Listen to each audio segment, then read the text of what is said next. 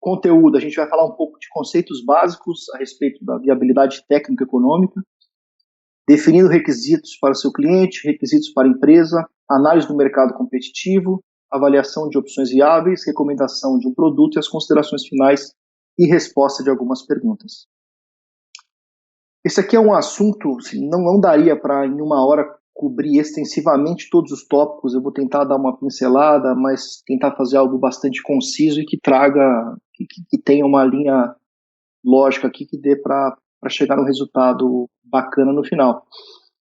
E tipicamente, a gente não se preocupa com isso, ou pelo menos não tem esse foco nessa viabilidade técnica e econômica durante graduação ou como engenheiro, né? A gente tem muita visão técnica, a gente quer saber qual é a melhor solução técnica e busca o máximo do técnico. Mas a gente vai perceber que a importância desse acoplamento, né, de você trabalhar com essas duas frentes em conjunto. Então, conceitos básicos de viabilidade técnica e econômica, eu também vou tentar trazer aqui a cada slide um exemplo de avião ou alguma coisa que represente aquilo que a gente quer falar, né? Então, esse é um cara bastante conhecido, é o CBA-123, né? Um avião parceria entre a Embraer e a Argentina, e é um avião que era bastante avançado, tecnologicamente o estado da arte, trouxe muito conhecimento para a Embraer, ele foi base para o que veio a ser o 155 e jets depois dele, mas ele não teve a sua viabilidade econômica assegurada, porque ele tinha lá uma série de fatores, capacidade, etc., que não comportava uma viabilidade técnico-econômica. Então, esse é um cara que levou a Embraer a dificuldades financeiras, mas é um aprendizado para a gente e é um exemplo da importância da visão dos aspectos econômicos. Nós vamos falar aqui de conceitos importantes: custo industrial, valor do produto, preço do produto e viabilidade econômica. São conceitos, muitas vezes a gente usa intercambiável aqui, custo, valor e preço, existe uma confusão e você vai falar qual é o custo, qual é o preço, o valor, mas a ideia é que ao passar os slides aqui vocês percebam que existe uma distinção muito clara entre eles, existe uma importância muito grande em você conhecer cada um deles, tá? Então vamos lá, a gente começa aqui pelo custo industrial. O custo industrial, ele só diz respeito ao fabricante, ele é algo que está intrinsecamente relacionado à sua capacidade de desenvolver, fabricar, vender, dar suporte e etc. Então, quando você fala de custo, você está dizendo qual é o custo para aquele cara fazer aquele produto. Então, quanto que eu vou gastar, quanto que eu preciso despender para conseguir ter aquele produto final. E esse custo unitário final, ele é composto com duas parcelas. A parcela de custos não recorrentes, ou seja, custos que não ocorrem mais de uma vez, e os custos recorrentes que a todo avião estão ali presentes, né? Custos recorrentes, eles são fáceis de trazer em mente porque é o alumínio, são os sistemas, são os motores, e etc. Tudo que você vai embarcar e você vai usar para fazer um avião toda vez que você fizer. Os custos não recorrentes são aqueles custos que ocorrem uma vez só. Então, são custos de desenvolvimento, por exemplo, ensaios em túnel, qualquer outro ensaio que você vai fazer, o próprio desenvolvimento do produto ou desenvolvimento de tecnologia para o produto, tudo isso é não recorrente, ele vai ocorrer uma vez só. E você precisa amortizar isso, você precisa recuperar, porque custo ele é investimento. Então, quando a gente vê lá o iPhone, o custo de um iPhone é muito baixo, né? Isso todo mundo vê lá, isso é fabricado na China, e conseguem fazer um build-up lá do custo do chip, do case, da tela, etc., e chega lá uma margem exorbitante. Mas as pessoas não consideram que a Apple tem um custo não recorrente muito grande. Ela colocou muito dinheiro para chegar nessa solução, gasta bilhões de dólares com pesquisa, e isso precisa ser amortizado. Então, na prática, o custo do iPhone não é só o custo do, a gente chama de chipset, né? Não é só o hardware, ele também tem todo um custo ali por trás que precisa voltar para o bolso de quem fornece. Então, quando a gente fala de custo, é quanto eu vou ter que pôr de dinheiro para fazer algo, né? E só diz respeito ao fabricante. Valor, o valor ele já é algo que tem do ponto de vista do cliente. Então, qual é o valor do produto para o cliente? Ele vai estar atrelado à percepção da satisfação e atendimento às suas necessidades, ou seja, eu preciso fazer algo e para isso eu vou comprar um produto. Esse produto, para mim, o valor dele vai ser definido pelo quão bom é esse produto em atender aquilo que eu quero fazer, em me trazer em satisfazer a minha necessidade de ter algo. Então,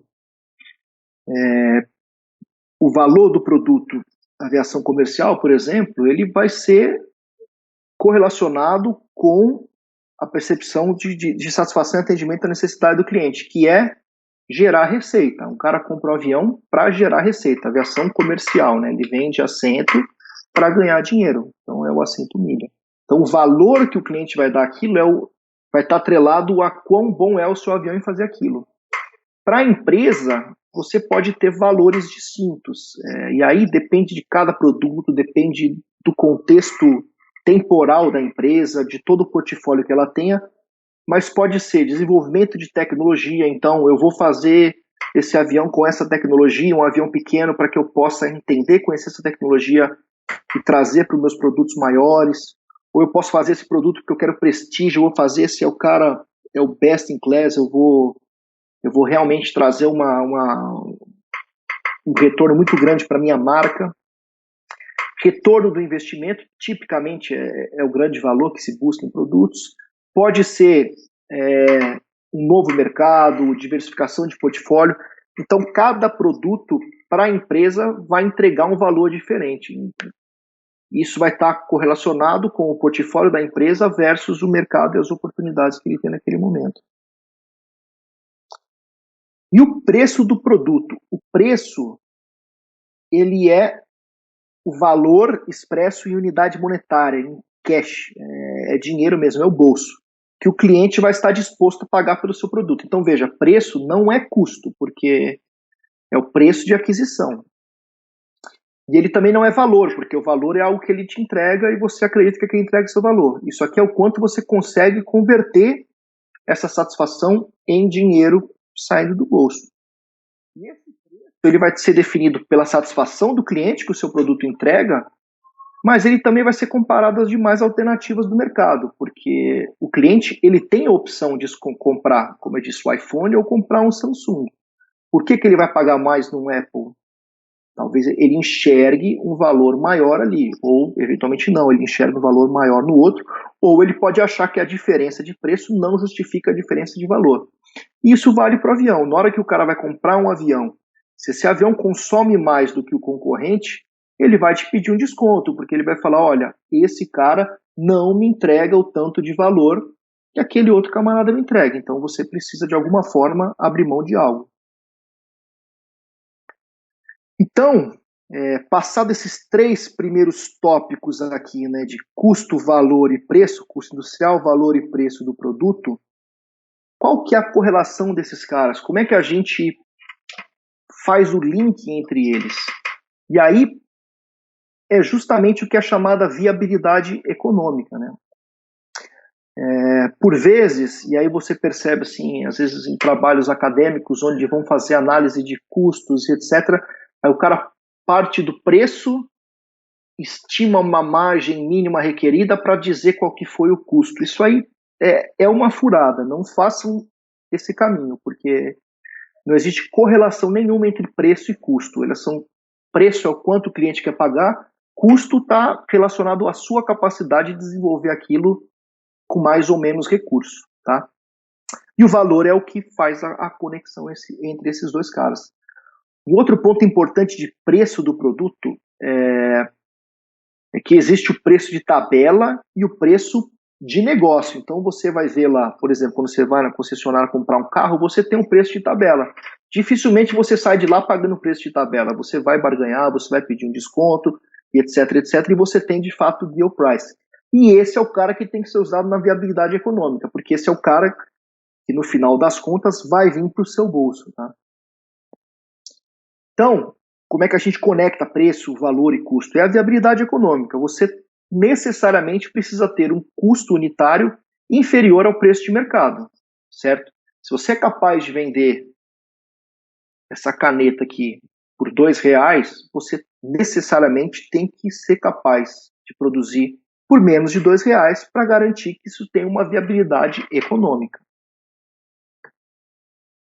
Você também precisa ter aceitação do mercado, assim como uma correta previsão de venda. O que eu quero dizer com isso?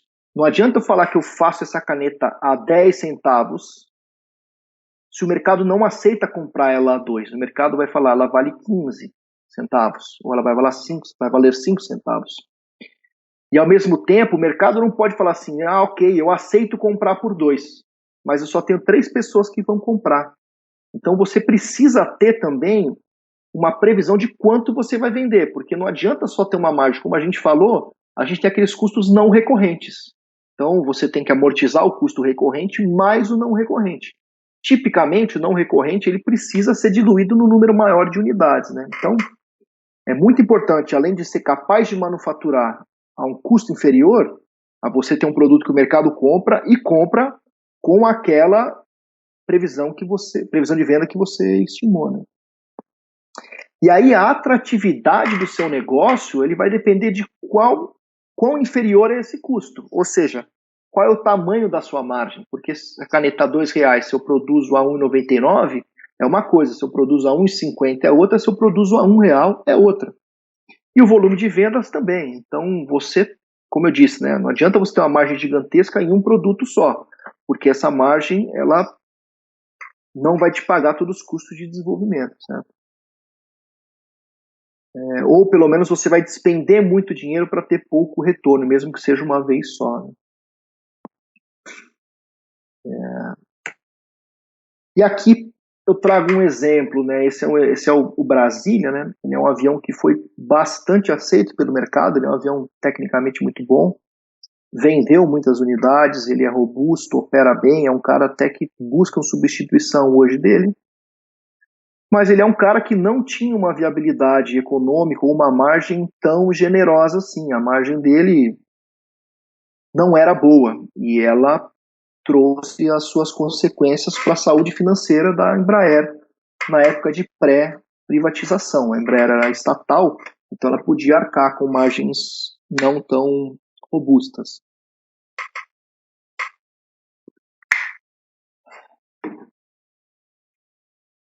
De novo, tudo que eu for falar aqui não existe informação proprietária, nada que não seja de conhecimento público, tá? Isso aqui é sabido e noticiado essas informações, tanto do CBA quanto do 120, como de outros aviões que eu venho a falar mais para frente.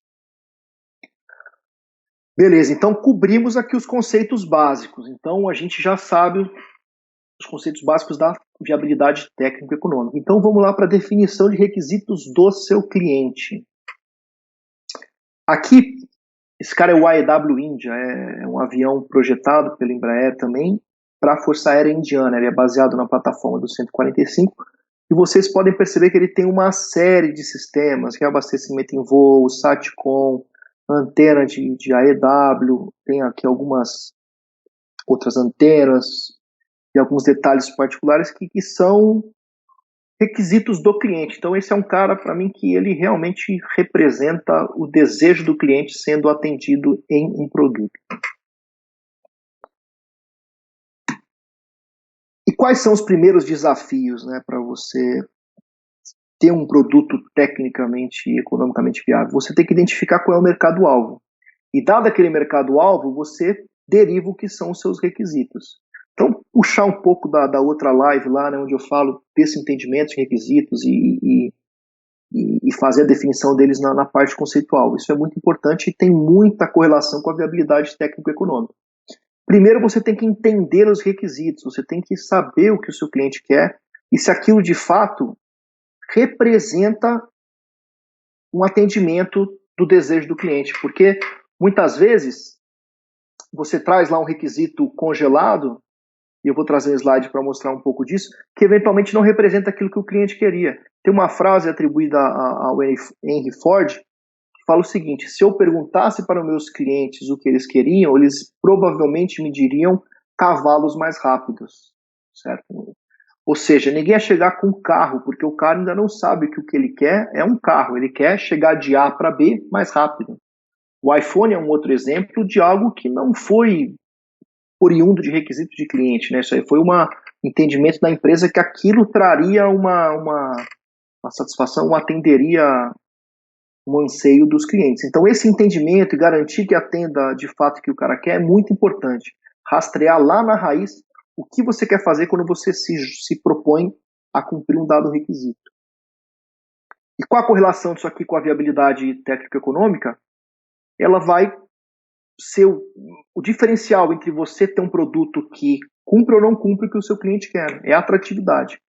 Então, depois que você entende, garante que o requisito é aquilo mesmo, você parte para atender os requisitos. Aí você vai fazer toda a parte da solução técnica, né?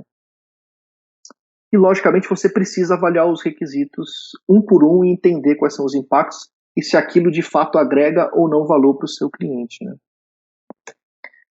E aí o comentário, assim, evitar que isso ocorra, né? Então essa é uma figurinha clássica aqui, onde mostra que como o cliente explicou, como o líder do projeto entendeu. Eu não vou passar um por um aqui, mas isso aqui mostra assim, cada um tem uma visão do que foi interpretado, do que achava que o cara queria. Mas na prática o que ele queria era um pneu na árvore ali, era um balanço comum. Mas é caricato, assim, como foi mantido, né? Como foi documentado e como o cliente explicou. Isso aqui é interessante, porque muitas vezes a gente entende que o cara quer um negócio completamente diferente, mas é que às vezes o cliente não sabe se fazer entender. A gente tem que ir lá na raiz da necessidade do cliente para garantir que você tenha a viabilidade do seu produto. Aqui eu trago um exemplo de requisito para avião, aqui adaptado de uma competição de aircraft design, uma competição de relatórios, né? Onde tem lá avião comercial, né? Então você tem aqui um certo número de passageiros com um certo pitch de assentos em duas categorias, em categoria única mais do que 150, você tem requisitos de bagageiro por passageiro, altitudes máximas e mínimas, alcance máximo, alcances de projeto, altitude de cruzeiro, velocidade mínima, pistas para decolagem, pouso, etc. Então, os requisitos, eles são conflitantes e eles são de tudo quanto é forma. Eles são, seja em capacidade, seja em disponibilidade de bagagem, em alcance, mas eles conflitam. Para você decolar em 7.000 pés, talvez o seu desempenho de cruzeiro, fuel burn, não seja tão bom quanto decolar em 6.500, não sei. Então você precisa confrontar os requisitos e entender se tem valor. Eventualmente o seu cliente, se for capaz de decolar em 6.000 pés, ele abre uma nova rota que vai trazer muito valor para ele. Então o entendimento da necessidade do cliente está intrinsecamente ligado ao sucesso e à viabilidade técnico-econômica do seu produto. E a gente vai ter que lidar com N requisitos que são conflitantes entre si, e não tem jeito, tá? Beleza, então isso é o requisito para o cliente. E para a empresa, quais são os requisitos para a empresa, né? Aqui a foto é do Phenom 100. Phenom 100 é o menor jato executivo que a Embraer comercializa. Ele é um produto que é chamado modelo de entrada. Então, existe uma brincadeira. Se o cara que é bilionário nunca deixa de ser bilionário, ele vai ser sempre mais rico, né? Então, o cara que compra um Phenom 100 provavelmente vai comprar um Phenom 300, um Legacy, etc. E ele vai seguir. Em geral, eles têm uma fidelidade com a marca, né? O cara, se ele está contente com o Phenom 100, ele vai comprar o 300. Então, você captura. É um modelo de entrada.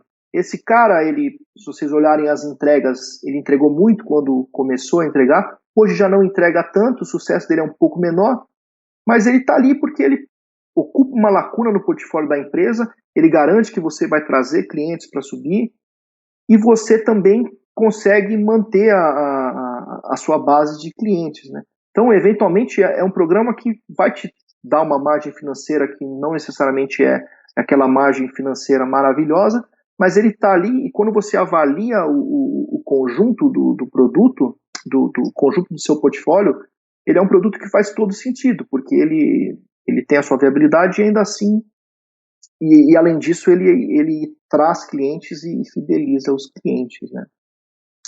Então, assim, o retorno financeiro, ele é o principal requisito, né? Como eu falei do Financem, você tem um modelo de entrada para capturar o cara, para vir para o cara de cima, etc. Ou seja, o retorno financeiro, ele está lá, você nunca vai querer fazer um avião que o meu requisito como empresa é fazer um avião filantrópico, que eu não sem fins lucrativos, eu quero o bem do planeta. Infelizmente, não é isso, né? A empresa ela paga o salário dos funcionários, etc. Ela precisa de um retorno financeiro, certo? Então você tem que atentar a isso, não tem jeito. O retorno financeiro é sempre o principal requisito. Mas outros requisitos eles podem aparecer de acordo com o projeto em questão. Por exemplo, um baixo risco no desenvolvimento. Isso pode ser um requisito. Falar, como requisito, nesse produto agora, no meu momento de caixa ou de disponibilidade de recursos, eu não posso despender muito dinheiro a ponto de ficar descoberto. Eu não posso correr risco. Então você vai lá e você tem como requisito esse baixo risco no investimento.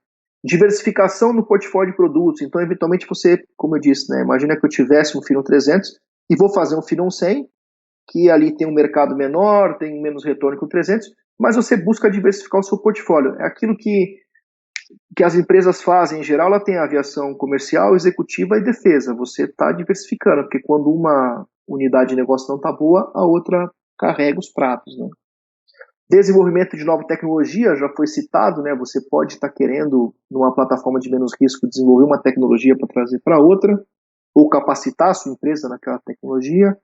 Captação de novos clientes, poder de entrada, ser o líder do segmento, isso pode ser um requisito. Você falou, não, esse cara aqui, eu quero entrar para ganhar, esse é a minha vaca leiteira. Então, existe um requisito para esse produto que é ser o líder e é ter altíssimo retorno financeiro.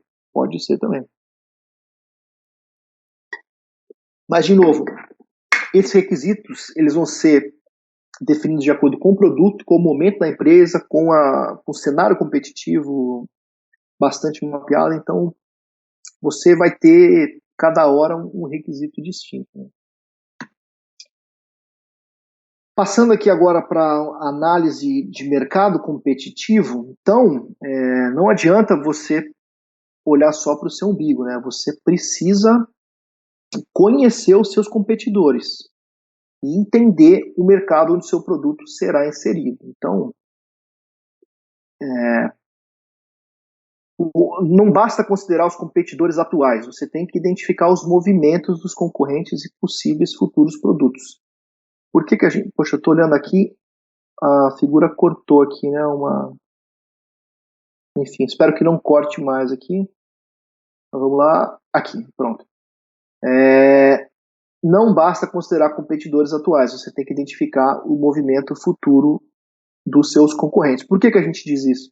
Eu lembro quando eu estava lá estudando no PE, que a nossa proposta era um avião que tinha um motor novo. E aí, qual que é o diferencial competitivo?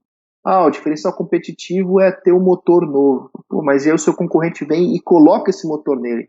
Quão competitivo o seu competidor fica? Aí você cai do cavalo. Então você precisa garantir essa competitividade e identificar os movimentos dos competidores no futuro. E como é que você faz isso? Né? É um pouco de astrologia. Você tem que ir lá, olhar o que você acha que o cara vai fazer, como é que está a saúde financeira dele, qual é o portfólio dele.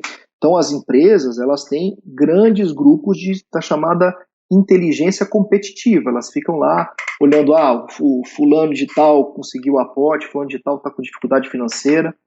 E aí você tem um grupo que fica olhando isso.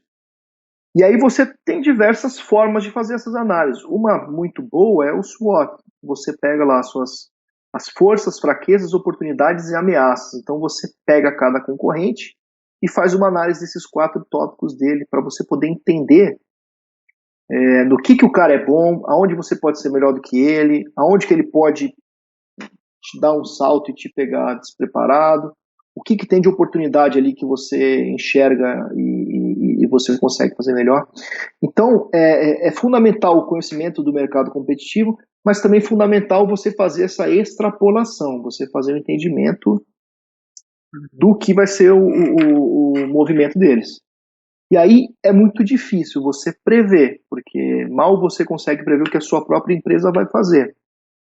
Mas você precisa fazer, você depende disso para avançar. Tem uma pergunta relacionada a essas incertezas que a gente vai responder lá, como endereçar essas incertezas, né? Aqui um exemplo na aviação executiva. Então, a aviação executiva tem um índice de produtividade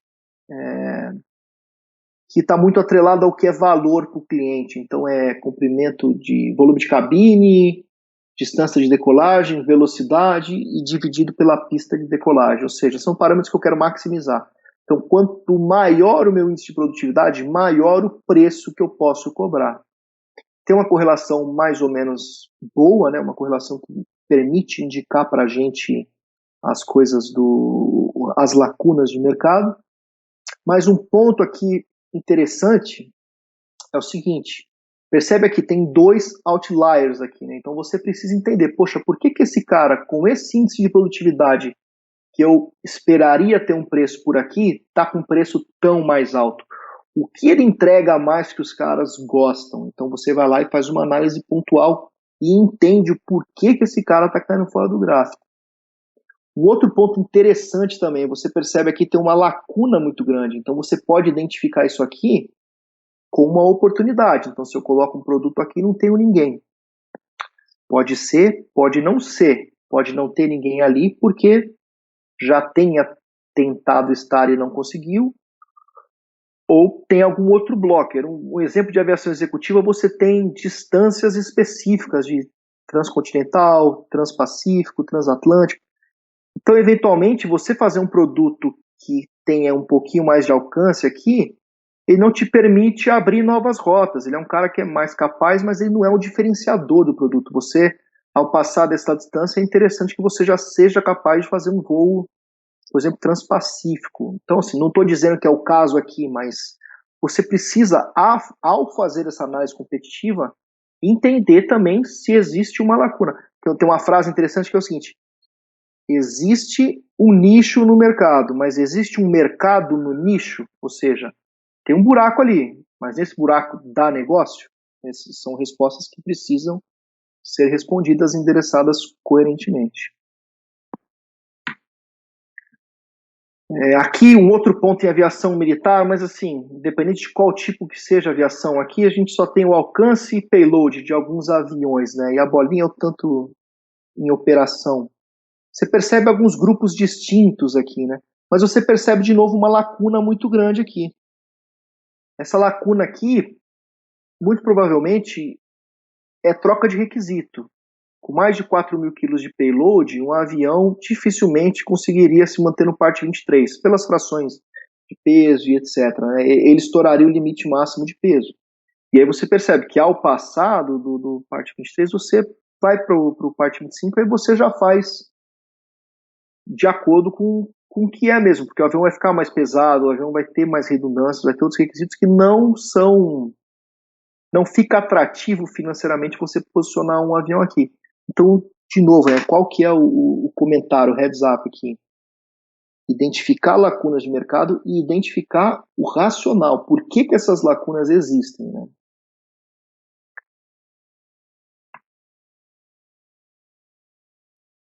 E aí a gente parte para avaliação de opções viáveis. Então, de novo, assim, a gente entende o que o cliente quer, entende o que a empresa quer, a gente vê o que o mercado oferta e aí a gente parte para as nossas opções, né, viáveis. 2 exemplos bacanas aqui, né? Um exemplo, esses 2 de cima aqui são o 145, avião da Embraer, né? Então o 145 ele começou muito baseado no Brasil, então eram motores na mesma posição, era um avião muito parecido para fazer um grande reuso do Brasília, que ao longo do desenvolvimento, etc., percebeu-se que uma configuração mais viável é essa configuração do tipo de motor na cauda. Então, você vai ter que fazer essas análises e entender os trade-offs de cada configuração. E aí você consegue, com base no que você conhece do mercado, no que os seus clientes querem e no que você é capaz de fazer, qual que são as soluções viáveis. Esse outro exemplo aqui também é muito legal. Ele vem do livro do Torenbeek. Eu coloquei a figura, mas não coloquei a referência, desculpa aqui. É o livro do Torenbeek. O Torenbeek antigo, de 1970 e tanto. Que ele mostra o 737. O 737, como a gente conhece, é aqui embaixo, né? O Classic, quando começou. Mas ele teve uma configuração de motor na fuselagem. E a Boeing usou um approach de ter time vermelho, time azul, dois times diferentes projetaram os aviões. E aí fizeram mais com esse cara aqui, foi a configuração campeã. Então você tem que levar suas opções viáveis ao limite para você poder propor uma configuração. Então, fazendo a avaliação das opções viáveis, né, a viabilidade técnica ela vai ser sempre baseada no conhecimento da empresa e no estado da arte das tecnologias em questão. Por quê? Não adianta você, por exemplo, eu vou jogar um exemplo bem avançado aqui. Eu abri a minha empresa de aeronaves aqui, de projeto de aeronaves na esquina e eu quero competir com a Lockheed Martin. Aí eu vou lá e olho o que é a tecnologia stealth, tecnologias, etc. E eu falo que o meu avião vai ser stealth, vai ter todos os armamentos, vai ter tudo que tem um caça de sexta geração que seja.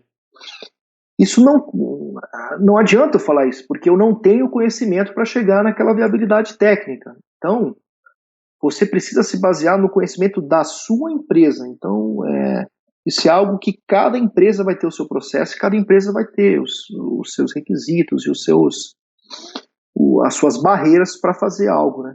E por que você precisa conhecer o estado da arte da tecnologia? Porque senão você fica preso ao que você está fazendo, nunca avança, faz algo que você julga tecnicamente viável e competitivo, mas o estado da arte está a quilômetros dali e quando vier um competidor ele vai te atropelar, né? Então, lembrar disso aqui, né? Por mais que você tenha acesso a qual é o arrasto transônico do competidor tal, qual é o peso da asa do competidor tal, é uma informação legal, bacana, uma informação de competitividade, mas ela não te permite fazer aquilo que o cara faz, porque ele despendeu recursos, ele investiu e ele chegou, ele tem conhecimento para fazer aquilo.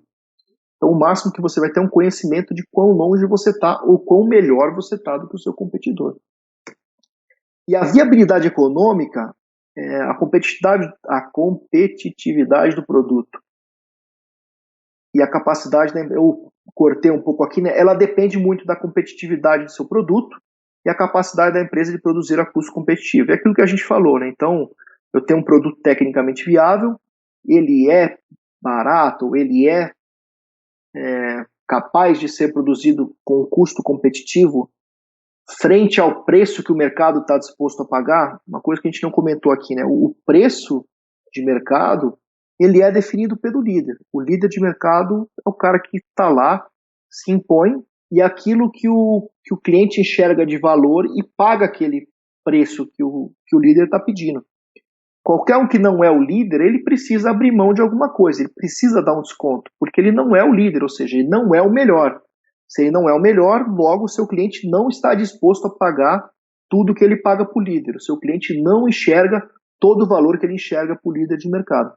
Então, a sua viabilidade econômica ela vai ser dependente de quão competitivo é o seu produto. Mas não só isso, quão capaz a sua empresa é de fazer com custo competitivo. E eu não estou falando qualidade aqui, tá? Mas a qualidade ela está intrínseca em tudo. A sua competitividade ela é 100% relacionada à sua qualidade, tá? Não adianta você fazer algo barato. É uma frase interessante, né? Não caia na armadilha de fazer algo barato, porque sempre alguém é capaz de fazer algo pior e cobrar menos, né? Então, estou deixando à parte aqui a qualidade, mas isso está enraizado aqui na competitividade, tá? Eu estou olhando por vezes o chat que eu estou vendo meu grande amigo André Chepop aqui, tá dando uma aula aí sobre o 145 aqui. Depois eu leio, tá, Chepop? Obrigado pelas contribuições aí. E a proposta técnica usualmente precede a análise econômica, porque é aquele negócio do ovo ou a galinha.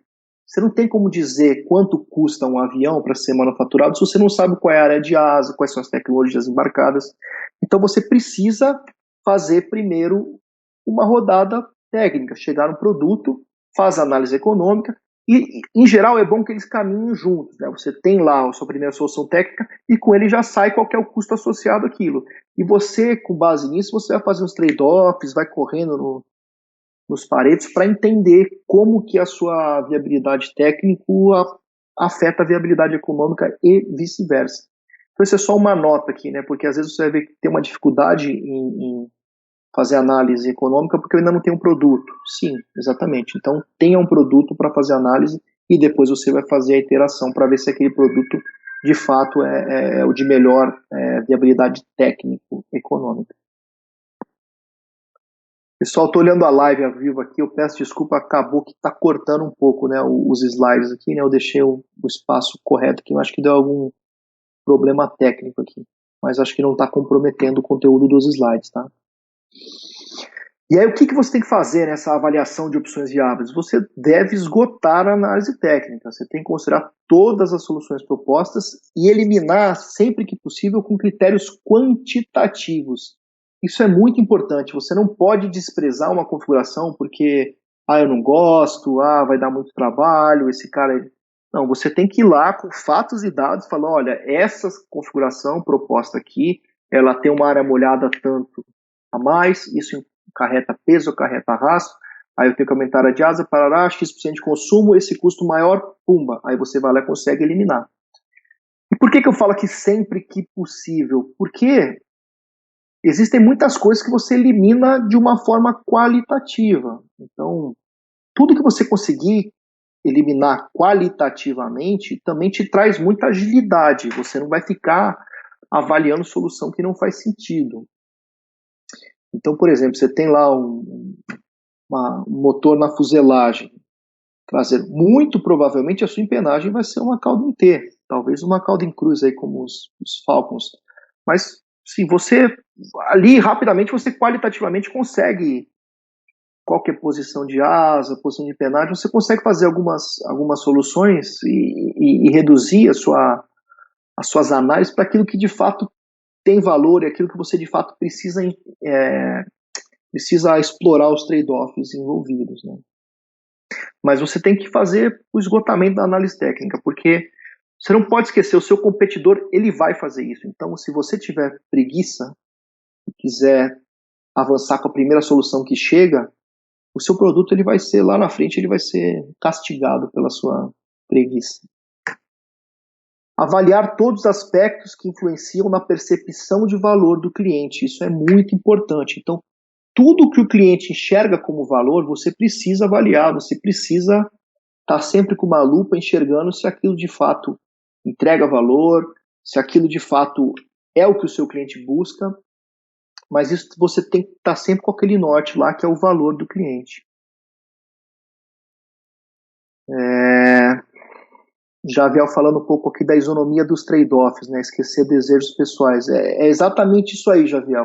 Os critérios quantitativos, eles têm que ser baseados também, e isso tem um ponto muito importante, não adianta você ter premissas injustas, né? Você precisa ter critérios quantitativos com análises comparativas justas. E deixa, como diz o meu amigo Shepop, deixa o papel responder, deixa o desenho responder. Não tenha ânsia de querer solucionar o problema antes de você ter uma resposta concreta para aquela sua aplicação, né? Apresentar todos os trade-offs e deixar claro o preço de cada escolha de projeto. Preço ou custo, tanto faz. Nesse caso aqui, o preço porque você vai ter que pagar aquilo, né? É o preço que a empresa paga pelas escolhas e acabam incorrendo em um custo adicional. Mas eu vou mostrar um trade-off aqui à frente, que é bem nocional, tá? Mas ao escolher algo, você deixou algo. Ao fazer uma escolha, você está abrindo mão de algo.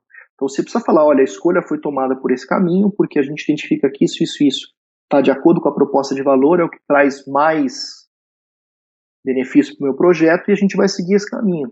Ou eventualmente você fala assim, eu vou seguir esse caminho, porque é o que a gente consegue fazer, aquele outro era melhor, mas tem esse entrave, a gente deve endereçar em um projeto futuro, não sei.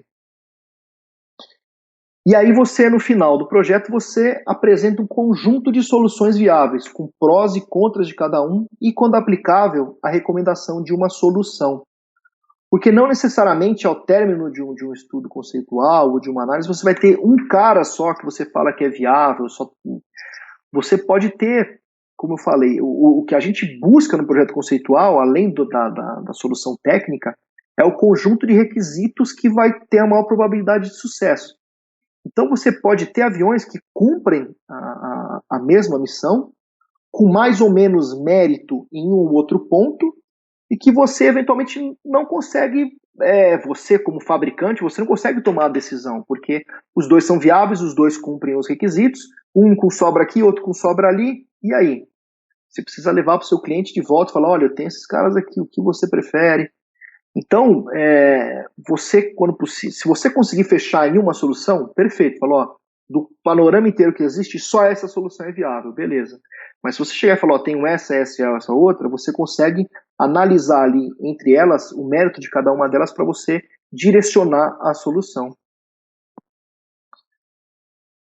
Um exemplo de trade-off de configuração, isso aqui é bem nocional, é parte aerodinâmica aqui, né? Então, existe um trade-off entre decolar e cruzar. Na decolagem você quer área de asa, você quer sair do chão, então você precisa de sustentação, a velocidade não te ajuda, você está em baixa velocidade, então você precisa CL máximo, área de asa e tração, são 3 parâmetros aqui. Eu vou deixar a tração de fora, tá? Mas você tem área de asa e CL máximo. E no cruzeiro, você quer cruzar, a velocidade está alta, então a sua carga lar ela já está. Você precisa de uma carga lar. Eu gostaria de ter uma carga lar um pouco menor, né? Carga lar um pouco maior. Então existe esse trade-off aqui entre você decolar e cruzar. E aí o que é? Isso é uma morphing wing aqui, brincadeira. Mas a gente faz o uso de dispositivos hipersustentadores. Esses caras, além de aumentar a área de asa com esse movimento chamado Fowler Flap, né, você tem um deslocamento do flap, ele também aumenta o arqueamento da asa aqui. Então você tem um CL máximo maior. E aí você percebe que o 747 ele tem triple slot aqui, né, tem 3 painéis separados aqui. Então ele é um flap bastante complexo. Você percebe as canoas aqui, você tem atuadores, você tem trilho, você tem um custo associado em termos de peso, mecanismo e até arrasto, porque você vai cruzar com essas chamados FTFs aqui, né?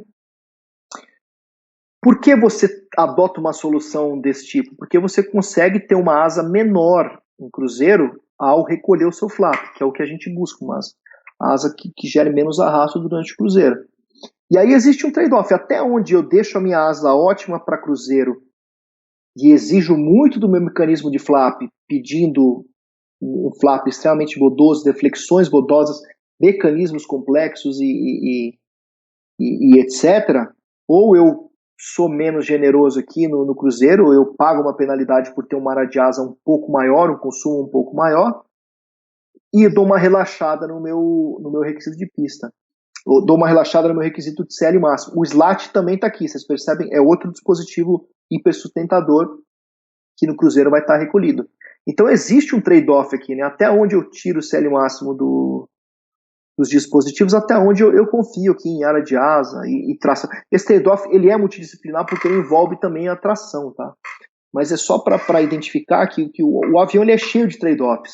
E você precisa direcionar o seu trade-off, e para isso você precisa entender qual é o custo associado, qual é o valor para o cliente que isso entrega, e para você fazer a escolha, e preferencialmente é uma escolha onde você vai estar muito bem embasado, documentado, para poder mostrar que pelo menos com aquele conjunto de premissas e com as informações que você tem no momento, é a melhor solução, é aquela que você propõe. Né? Estou olhando aqui. Vamos lá. Um outro ponto aqui, esse é um exemplo real, caricaturado aqui, de um resultado de otimização. Né? Então, após otimização, isso aqui, na verdade, ela é uma análise análise paramétrica, né, porque você está variando, por exemplo, a área de asa, e tem um outro parâmetro variando aqui que não precisa ser falado, né, isso aqui é mais nocional, né, mas seria o parâmetro relacionado à evolução tecnológica aqui. Você estaria cada vez mais melhorando a sua tecnologia, indo nesse sentido. Então, tipicamente, depois que a gente faz otimizações, a gente tem um monte de variável, etc., chega naquele ponto que é o ótimo, que é um ponto de compromisso, a gente faz algumas análises paramétricas para entender assim, onde que está, o que está pegando, o que acontece se eu mexer, para ter mais informações, que são esses gráficos de restrição aqui. Né? A gente percebe aqui, então, a área de asa, consumo, essa curva aqui representa para uma tecnologia em um dado nível, aumentando a área de asa só piora o consumo e é o mesmo trade para todos os níveis tecnológicos com mais ou menos inclinação. O requisito 1 me diz que eu tenho que ter no mínimo essa área de asa, o 2 no mínimo essa, o 3 no mínimo essa, o 4 no mínimo essa. Ou seja, o meu conjunto de soluções viáveis ele está preso no requisito 4 aqui, de acordo com a evolução tecnológica ou nível tecnológico que minha empresa ou minha equipe tem naquele momento. Vamos supor que seja o amarelo. Fala, ó, eu estou nesse nível aqui, ó. Se eu passasse para cá, eu teria esse benefício. Se eu passasse para cá, eu teria o outro benefício. Tá? E aí, o que a gente percebe? A gente percebe que, eventualmente, para um dado requisito, esse aumento tecnológico ele não melhora, ele só piora, né, o seu cumprimento desse requisito, enquanto para um outro requisito ele melhora o atingimento do requisito ao mexer numa evolução tecnológica. Por exemplo, alongamento. Se esse cara aqui fosse um requisito de decolagem, em pista curta, o alongamento não melhora, ele só piora, porque você fica mais pesado. Mas esse cara, em sendo um requisito de gradiente, WT, hot and high, ele melhoraria. Então você teria um comportamento desse tipo. Ao aumentar meu alongamento, eu reduzo a área de asa requerida. Enfim, o que a gente percebe aqui? Existe um desbalanceamento, né? Cada requisito está no seu quadrado, aí estão espalhados. Eu estou olhando o tempo aqui, eu vou dar uma corridinha, tá, pessoal, para a gente poder endereçar as perguntas. Mas o que a gente faz aqui? A gente, depois de conversar, entender, a gente consegue fazer um balanceamento de requisitos. Então perceba que a gente, onde tinha o requisito 4 mandando aqui, a gente consegue renegociando, entendendo o que é valor para o cliente, ter um balanceamento dos requisitos e fazer com que o outro não sobre tanto, né? O ideal seria que todos cruzassem no mesmo ponto, mas isso é impossível. Mas aqui a gente vê uma melhor concordância entre requisitos, né? Você não está sobrando tanto. Mas isso vem depois de uma negociação e entendimento de valor e de impacto dos requisitos no seu produto. Recomendação do produto. Bom, esse cara aqui, produto de sucesso, Finon 300, foi o jato executivo mais entregue por 6, 7 anos seguidos. É um cara muito bem balanceado. Ele não é o melhor em nenhum negócio disparado assim. Ele é bom em vários aspectos. Ele é um cara bastante balanceado. E essa aqui é o diferencial dele. Então, não tem margem para erro. Você aposta a sua empresa? É isso. A gente está falando de $1 bilhão. Então, você está recomendando e você julga que existe uma viabilidade técnica e econômica e você não tem margem para erro. A recomendação tem que ser acompanhada de um relatório detalhado, comprovando a superioridade da sua proposta frente aos concorrentes existentes e futuros, além dos outros conceitos estudados. Acho que isso aqui está muito com o que eu falei aqui, eu não vou estressar muito nesses pontos aqui. E a viabilidade, análise de viabilidade, elas são realizadas com dado histórico. Então, você não leva em consideração aspectos de negociação. Isso é complicado. Muitas vezes, nem sempre a melhor proposta conceitual se mostra de fato a mais vantajosa. Vai vir um cara e vende um motor muito mais barato, um fornecedor que oferta um sistema mais barato. Então, isso é algo que você tem que estar esperto. A gente consegue fazer um certo modelamento matemático, mas a gente não consegue prever essas negociações futuras. Por isso que a gente tem que entender que o produto vai mudar e ele vai mexer de acordo com o desenvolvimento. Agora sim. O que aconteceu aqui? Voltou, hein? Não. Considerações finais, né? A viabilidade técnica, a viabilidade econômica, ela é tão ou mais importante que a viabilidade técnica. Esses caras andam junto, não tem jeito. Os aspectos não técnicos ou de difícil predição podem ter grande impacto nas decisões. Tem uma pergunta aqui, inclusive, do Javier. Como é que você se prepara para a crise? Uma boa pergunta, né? Você não consegue prever isso aí. Ele tem um grande impacto na sua decisão lá atrás. O desenvolvimento de um projeto inviável, ele tem potencial para quebrar a empresa. Isso é um fato, e ele quebra mesmo. E não tem solução de prateleira, você vai precisar ter uma solução de compromisso. Cada avião tem uma solução dedicada, e para cada problema você vai ter um avião que é capaz de resolver aquele problema. E as decisões sempre visando o ótimo global. Não adianta você ter uma visão míope ali, olhar só uma ou outra tecnologia, você precisa de fato ter uma visão global, né? Perguntas, a gente selecionou algumas aqui. Tem um nosso amigo aqui, um projeto que atrasa mais de 10 anos pode ser considerado um fracasso? Aqui é um amigo nosso lá que está trabalhando em uma empresa japonesa que atrasou bastante. O ponto é, sim e não, depende, porque, como eu disse, existem vários requisitos para a empresa. Se o requisito para a empresa é desenvolver tecnologia, é aprender a certificar um avião, esse cara vai demorar mais de 10 anos, ele não vai ser considerado um fracasso, porque o objetivo era cumprir esse milestone de certificar ou de conhecer o mercado, desenvolver uma tecnologia. Então, precisa entender o contexto. Um caso interessante é o Honda Jet. Levou mais de 10 anos, bem mais para ficar pronto, 20 anos, sei lá. E esse cara, hoje ele está vendendo um monte. Ele ficou muito tempo maturando. O pessoal da Honda Jet tem seus planos de expansão, ou seja, para a empresa, talvez ele seja um sucesso. Ele tenha cumprido com um pouco mais de dor, mas tenha cumprido o que era o objetivo. Matheus Monjon, de novo, hein? Como é pensado e incorporada desde o projeto conceitual a possibilidade de futuras melhorias no projeto? Isso é feito no business case ou na análise de viabilidade econômica. Você vai ter lá a sua metodologia que vai fazer estimativa de custos ao longo da sua vida. Usualmente, você pode falar, daqui, sei lá, 15 anos eu vou ter um investimento de X milhões de dólares para manter esse cara updated. E aí, como é que você sabe quanto você vai ter que investir e quando você vai ter que investir? Você vai ter que confiar na sua base histórica. Você vai ver, eu já tive tantos aviões, depois de tantos anos eu precisei melhorar, gastei tanto, e com base nisso você faz essa predição. Mas é algo que tem que ser considerado. Mas também você tem que considerar que quando você melhorar, você vai vender mais também. Então, assim, é complexo, é um negócio bem difícil, você vai ter que confiar em diversas premissas. Né? Como tratar, Javiel, como tratar na viabilidade econômica cenários de crise que possam afetar de forma significativa as premissas iniciais para um produto? Cara, se eu soubesse, eu ia comprar dólar, ia vender dólar, não sei. É difícil, é muito difícil. Mas existe uma coisa que é feita, que as análises, pelo menos as análises financeiras, elas não são feitas com base em uma só premissa. Então tem lá o cenário, e se o dólar subir, se o dólar cair, se eu entregar mais 100, se eu entregar menos 100, se eu estourar meu custo e etc. Então você faz cenários que não necessariamente... Eu acho que crise não deve ser o corona que você está se referindo, porque ela é catastrófica, mas um cenário de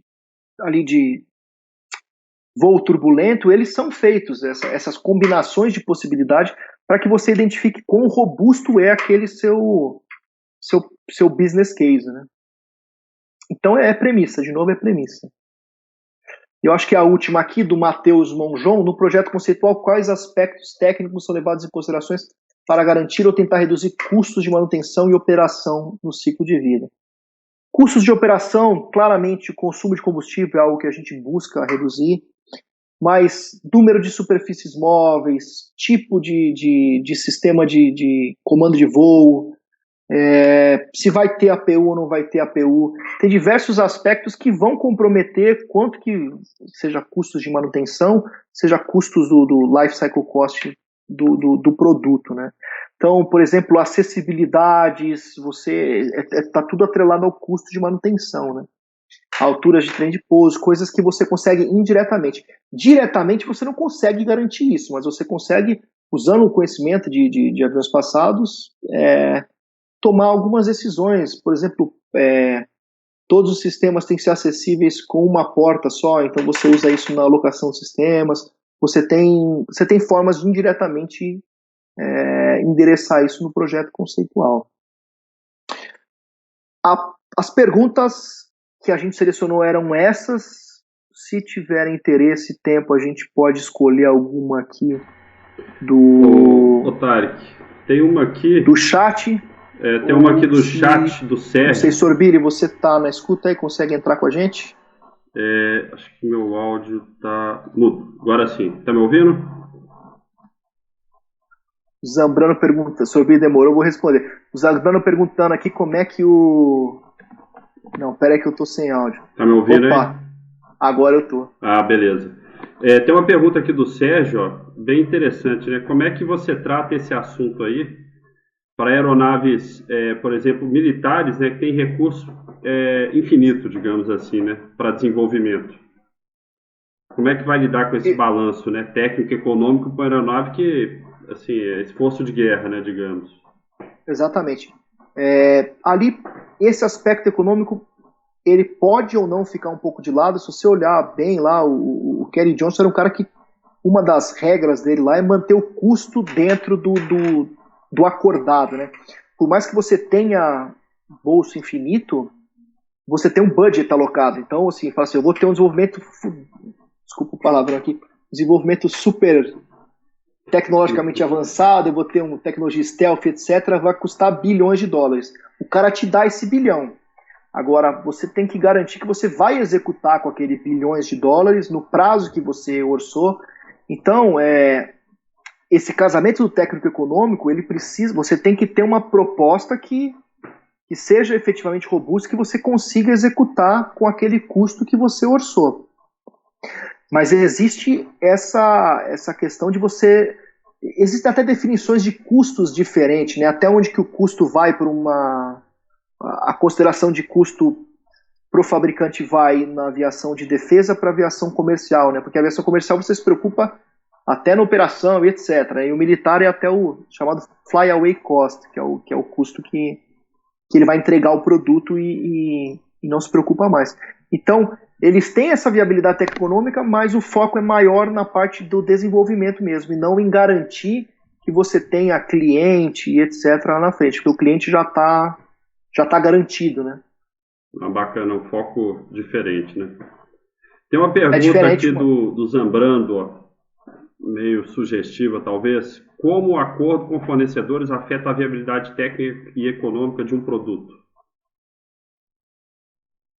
Ela afeta muito, ela pode viabilizar um produto que é inviável ou inviabilizar um produto também. Ela tem, eu acho que tem um dos pontos aqui de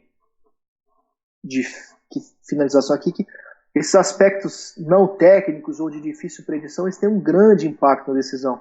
Um outro comentário assim, a gente faz essas análises com base em dado histórico, então não tem aspecto de negociação. Mas uma coisa que a gente faz é a seguinte, você sabe que aquilo que eu falei, tem o preço de tabela, o preço de compra.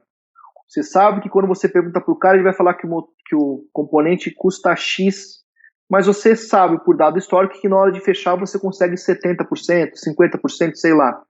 Então você já consegue se adiantar usando esses aspectos de negociação nas suas análises. Mas o ponto é o seguinte, muitas vezes, ao escolher o produto que não é o ótimo, em troca do dinheiro que você vai ter, né, a parte econômica, você precisa fazer uma análise técnica de mercado novamente com aquele produto, porque eu estou entendendo assim, você tem um componente que não é o ótimo, mas por questões contratuais de grana você usa ele. Você tem que avaliar como que esse cara vai influenciar na sua série, porque você vai estar retirando uma parcela de competitividade do seu produto ao fazer isso, né? Mas, assim, eles afetam muito, por isso que quando a gente... Tem até um comentário aqui, né? Ao término da fase, você recomenda uma solução. Agora, o que vai ser lá na frente, isso aí vai depender até da saúde financeira dos fornecedores. Às vezes o cara tá morrendo ali, precisa emplacar um produto, o cara vai te dar um desconto fabuloso, né? Bacana. Vou puxar mais uma pergunta aqui do Lucas Rodrigues, mais um ex-participante de Aerodesign, aí, como acredito vários que estão aí, e outros participantes ativos, né? Ele perguntou aqui que tem muita gente que justifica decisão de projeto baseada no know-how. Então, às vezes, uma equipe, eu já li muito relatório com isso, escrito, vamos fazer dessa maneira porque é o know-how que a equipe tem. E aí o que ele está falando é que se você justifica assim, você nunca adquire um know-how diferente, né? E como que você vai lidar com isso na indústria? Né? Quando você não tem um know-how e tem que entrar numa área que aquele know-how é necessário para você entrar com um novo produto, né? Vou até pegar o exemplo aqui do Shepop, contribuiu bastante aqui no chat hoje, inclusive já está pintando um movimento aqui, hashtag live do Shepop, para a gente trazer ele para fazer uma live aqui, contribuir com um pouco das histórias que o Shepop tem, né? A biblioteca viva que é o Shepop, né? E ele estava contando do SR-71, né? E esses dias eu estava vendo um vídeo, né? Até ligado ali, depois via a live do Rafa sobre propulsão, do motor do SR-71, que é uma coisa impressionante a complexidade do motor. Eu acho que não é só o motor, né? Então eles desenvolveram muita tecnologia, né? Como é que você faz quando você tem que gerar um avião que depende dessa tecnologia que não existe, né? Acho que é o caso do aerodesign numa escala menor, né? Que eles justificam esse tipo de decisão de projeto, né? Exato. O seu vídeo está cortando aqui, esse slide eu trouxe de volta essa frase, mas eu vou ler aqui. A viabilidade técnica ela tem que ser baseada no conhecimento da empresa ou da equipe e no estado da arte das tecnologias. Ou seja, você pode dizer que a sua solução é essa porque é isso que a sua empresa sabe fazer. Mas você não pode deixar de lado que o estado da arte é alguma coisa diferente disso, para você dizer, ó, eu faço isso, mas eu abro mão do benefício tal, eu estou ciente de que ao me limitar no que eu sei fazer, eu estou deixando alguma coisa na mesa. E assim, duas opções, ou você endereça isso num projeto para trazer o seu conhecimento ao que é o estado da arte, ou você também pode, a risco, buscar algo intermediário. Falar, não, então tá bom, para esse produto nós vamos fazer algo no meio do caminho. O desenvolvimento de tecnologia, ele é parte, assim, a parte de desenvolvimento tecnológico, ela anda muito junto com estudos conceituais, porque você tem que sempre empurrar a barreira do conhecimento. O que os caras fizeram ali no SS-71 é usar um tipo de propulsão completamente diferente para um regime de voo que é completamente diferente. Então, estudou-se o que era estado da arte, estudou-se o que era possível de ser aplicado naquela entrada em serviço requerida, né? Então, tem muito disso. Você também tem que maturar a tecnologia para ter o chamado TRL, né, suficiente para você colocar ela em serviço. Mas é isso, você é uma justificativa falar que fez aquilo porque era o limite de conhecimento. Mas ele é uma justificativa que você está dizendo que você está fazendo o subótimo porque você não tem capacidade. Então, ou diga isso dizendo vamos buscar endereçar XPTO e eu sei o quanto eu estou deixando na mesa, foi uma decisão consciente, ou esteja preparado para o fracasso.